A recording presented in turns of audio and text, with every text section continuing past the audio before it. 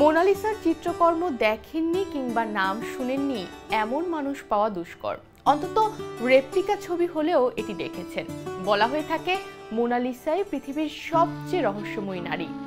ইতালীয় শিল্পী Leonardo da ভিঞ্চির আঁকা পৃথিবীর সবচেয়ে বিখ্যাত এবং সর্বাধিক আলোচিত চিত্রকর্ম মোনালিসার অনেকগুলো রহস্যের একটি হচ্ছে তার ঠোঁটের রহস্যময়ী হাসি আর তিল। তিনি কি আসলেই হাসছেন নাকি বিষণ্ণতায় ডুবে আছেন? মোনালিসা হাসছেন নাকি কাঁদছেন এটি সঠিক বোঝা যায় না, কারণ একটু ভালোভাবে লক্ষ্য করলেই দেখতে পাবেন মোনালিসার ভ্রুটাই নেই। রেনেসাঁ যুগের চিত্রশিল্পী লিওনার্দো দা ভিঞ্চির আঁকা এই ছবিটি হৃদয় কেড়েছে কোটি কোটি মানুষের। 500 বছরের পুরনো এই ছবিটিকেই বিশ্বের সবচেয়ে আলোচিত চিত্রকর্ম হিসেবে আখ্যায়িত করা হয়ে থাকে। তবে কৌতূহলী মানুষের মনে প্রশ্ন তৈরি হতেই পারে, এই ছবিটি এত বিখ্যাত হওয়ার কারণ কি? কেউ কেউ বলেন মোনালিসার ছবিটি আঁকা হয়েছিল একজন সিল্ক ব্যবসায়ীর অনুরোধে। ভিঞ্চির লেখা তার বইয়ে জানান, সিল্ক ব্যবসায়ী ফ্রান্সিসকো ডেল গিওকোন্ডা লিওনার্দোকে তার স্ত্রী লিসার পোর্ট্রেট আঁকতে অনুরোধ করেছিলেন। মজার ব্যাপার হচ্ছে ইতালিতে যে কোনো নারীকে মোনা বলে সম্বোধন করা হতো, আর ছবিতে থাকা নারীর নাম লিসা। শব্দ দুটো মিলিয়ে ছবিটির নাম দেওয়া হয় মোনালিসা।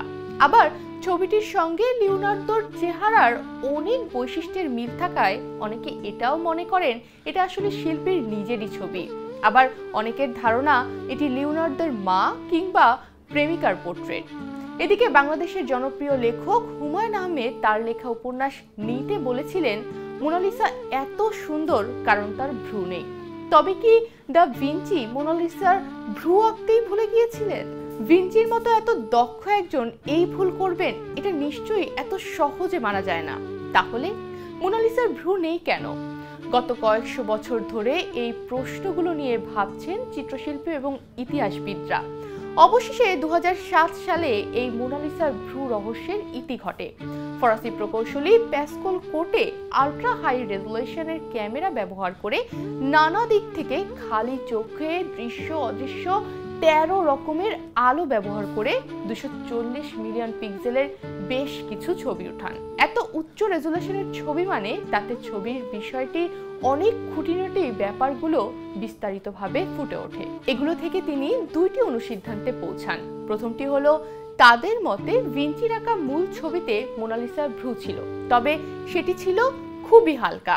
এখনকার মতোই 15 শতকের রেনেসাঁর যুগে ভ্রু উঠিয়ে মাত্রাতিরিক্ত চিকন করে ফেলা স্টাইলের অংশ ছিল, তাই ভিঞ্চি সেভাবে এঁকেছিলেন। কোটে তার ওঠানো ছবিগুলো থেকে মোনালিসার বাম চোখের ওপরের ভ্রুর জায়গায় একটি মাত্র চুল দেখতে পান। এখান থেকে তিনি বুঝতে পারেন যে মোনালিসার ভ্রু এতটাই সরু ছিল যে তা এত বছরে মিলিয়ে গেছে। মোনালিসার ভ্রু মূল ছবিতে ছিল, পরে মিউজিয়ামের কোনো এক কিউরেটর মুছে অতিরিক্ত পরিচ্ছন্ন করতে গিয়ে ভ্রুগুলো মুছেই ফেলেন। তবে এটা সত্য যে পুরোপুরি নিশ্চিতভাবে জানা সম্ভব না মোনালিসার ভ্রুর আসল রহস্য কি। বলা হয়ে থাকে যে মোনালিসা আঁকতে 3 বছর সময় লাগলেও ভিঞ্চি 1 দশকেরও বেশি সময় ধরে মোনালিসার সাথে রেখেছিলেন। গুজব আছে তিনি মৃত্যু পর্যন্ত মোনালিসা নিয়ে কাজ করেছেন। তিনি নাকি কখনোই ছবিটি আঁকা শেষ করেননি, কারণ ভ্রু, চোখের পাতা এগুলো কখনোই ঠিকঠাক পাচ্ছিলেন না, পছন্দই হচ্ছিল না তার। আবার এও হতে পারে গত 500 বছরে কোনো পরিবর্তন ঘটেছে ছবিটির। এটা সবসময় রহস্য হয়ে থাকবে, কারণ ভিঞ্চি বলেছিলেন শিল্প কখনোই শেষ হয় না, শুধু বর্জিত হয়। বিখ্যাত জাদুঘর লুভরে সেই 1804 সাল থেকেই চিত্রকর্মটি প্রদর্শন করে আসছে। ফরাসি আইন অনুসারে এই ছবিটি ফরাসি নাগরিকদের হওয়ায় এর দাম নির্ধারণ করা প্রায় অসম্ভব বলে এই মুহূর্তে চিত্রকর্মটি বিক্রি করা বেশ জটিল।